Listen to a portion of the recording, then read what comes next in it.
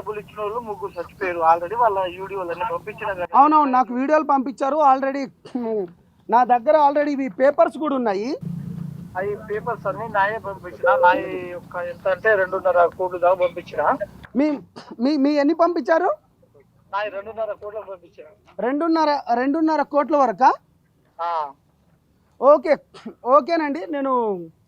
నేను ఇప్పుడు మాట్లాడుతున్నాను మీడియా ముందు. మీరు కూడా ఆల్రెడీ ఇప్పుడు పంపించిండ్రు.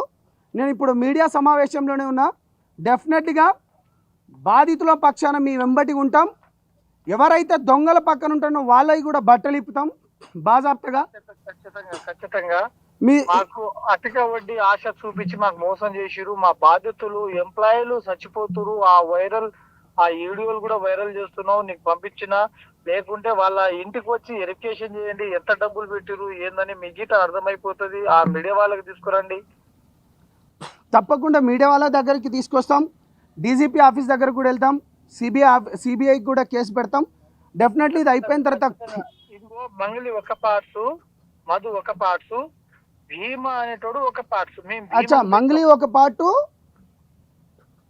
మంగళి ఒక పార్ట్, మధు ఒక పార్ట్. ఓకే. భీమా ఒక పార్ట్, సింగిల్ పర్సన్. ఓకే, తప్పకుండా అండి. ఒక 2 రోజులనే మనము ఇప్పుడు మధు ఎవరో కాదు, అతను కూడా మా బామర్ రైతాడు. మధు మా ఊరు నుంచి 10 కిలోమీటర్ దూరం అవుతుంది. ఓకే. మంగళి వాళ్ళ చెల్లెలకు మా మధుకిస్తా అని చెప్పేసి మాయమాటలు నమ్మించి 100 కోట్లు దొబ్బేసిందామా. ఓకే ఓకే ఓకే, మళ్ళీ చెప్పండి. ఇక్కడ మీడియా వాళ్ళు మళ్ళీ వింటున్నారు. అయితే నేను చెప్పేది ఏంటంటే మంగళి ఇప్పుడు అతను వాళ్ళది ఎక్కడంటే మన ఆంధ్ర. ఓకే. ఆంధ్ర నుంచి హైదరాబాద్ లో వచ్చి ఆ పాటలు ఈ పాటలు ఏదో సింగర్ గా ఉండి ఏదో బతుకుతుంది. ఓకే. వాళ్ళ చెల్లెల్ని పెళ్లి చేస్తా, మధుకిచ్చి పెళ్లి చేస్తా అని చెప్పేసి వాళ్ళ ఇంటికి వచ్చి ఆ ఇల్లు కట్టేది కూడా వాళ్ళ ప్లాన్ ప్రకారం కట్టిస్తారు అనమాట. ఓకే. వాళ్ళ ప్లాన్ ప్రకారం. ఓకే, మంగళికి ఇదంతా తెలుసు. ఆల్రెడీ ఆ ఇంటికి వచ్చి ఫోటో దిగింది. ఫోటో పెడతా ఇప్పుడు. ఓకే ఓకే, ఉంది అండి. అది పెడతా నేను. అది మరి సంబంధం లేదనుకుంటా కూడా మాట్లాడింది కదా తను. సంబంధం లేకుంటే పల్లెటూరికి ఎందుకు వచ్చింది వదిపట్లకి ఎందుకు వచ్చింది అంటున్నా. అతను మంగళి వాళ్ళ చెల్లెలు ఎందుకు వచ్చింది అంటున్నా. చలో, ఇప్పుడు మీరు ఎంత బాధితులు దీంట్లో? మీ ఎన్ని కోట్లు పోయినాయి మీ పర్సనల్ గా? మా పర్సనల్ మా ఊరు నుంచి 30 కోట్లు.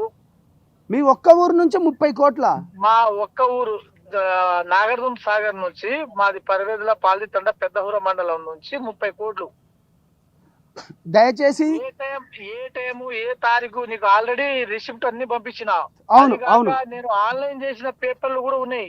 ఆన్లైన్ చేసిన పేపర్ల మొత్తం పేపర్లు కూడా పంపించిన నేను.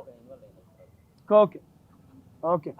అయితే నేనేమంటున్నా అంటే 2 days లో మనం ప్రెస్ ఒక మాట నా మాట వినండి. నేనేమంటున్నా అంటే ఇప్పుడు ఒక 2 రోజులలోనే నేను డీజీపీ గారి అపాయింట్మెంట్ ఒకసారి తీసుకుంటాను, సిబిఐ వాళ్ళది కూడా అపాయింట్మెంట్ తీసుకుంటాను.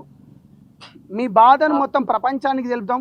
ఇవాళ దొంగ ఏడుపులు ఏడుస్తున్నా ఎవరెవరైతో దొంగలంతా ఎవరి కుర్రమూతిలంట ఎవరు దొంగలంట దోచుకోవడానికి వస్తున్నారు. మా మధ్యలో వాళ్ళు ఏమైనా డబ్బులు పెట్టిన వాళ్ళ?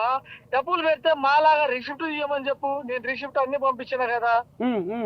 ఏ తారీఖు కట్టినా, ఎన్ని లక్షలు కట్టినా, ఏ తారీఖు ఇచ్చినా, ఎన్ని లక్షలు కట్టినా ఇవన్నీ రిసిప్ట్ ఉన్నాయి కదా. ఏ తారీఖు కట్టినా మళ్ళా అంటే ఫోన్ పేనా, గూగుల్ పేనా, బ్యాంక్ ట్రాన్స్లేషన్ అన్ని ఉన్నాయి కదా. అలా ఈ కుర్రమూతిలో ఏమైనా పెట్టినేమో ఇవన్నీ తీసుకురమని చెప్పండి. వాడెవరు మాట్లాడడానికి, మంగళి గురించి మాట్లాడడానికి?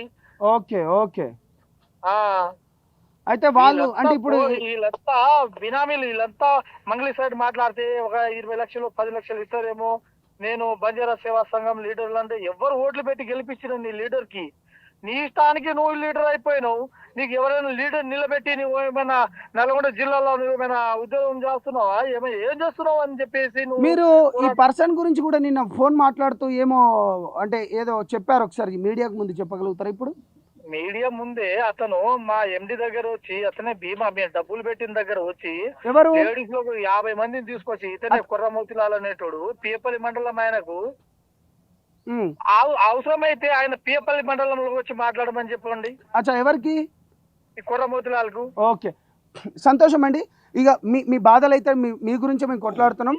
మంగళి గురించి ఆయన మాట్లాడుతుండు. మంగళి గురించి మాట్లాడడానికి అది మా ఎస్టీ బిడ్డ, మా బంజారా బిడ్డ. ఎందుకు తిండు? బంజారాలకు మోసం చేసే కదా ఆమె మొత్తం రీసార్ట్లు గీసార్ట్లు మొత్తం కొనడం.